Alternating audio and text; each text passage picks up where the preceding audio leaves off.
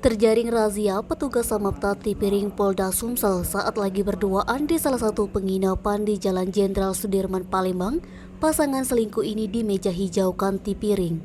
Keduanya diketahui bernama Hadi Awaludin 36 tahun, karyawan swasta penjaga mes PTBA di Jalan Kebun Bunga beserta selingkuhannya bernama Nini 35 tahun, guru PPPK SMA 1 Muaro Padang Banyuasin.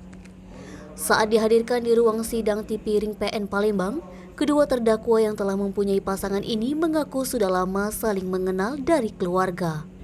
Di hadapan Hakim Tunggal Tipiring PN Palembang, Harun Yulianto SHMH, terdakwa Nini mengaku menginap di Hotel Red Doors, Jalan Sudirman, Palembang, hendak mengurus BPJS karena ayahnya sedang dirawat di RSRK Caritas Palembang.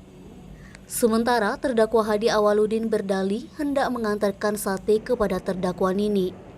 Akibat perbuatannya, majelis hakim menghukum kedua pasangan selingkuh tersebut wajib membayar denda 2 juta rupiah. Penangkapan pasangan selingkuh ini terjadi dalam razia di salah satu penginapan Simpang Caritas Palembang pada Kamis malam, sekitar pukul 22.50 waktu Indonesia Barat.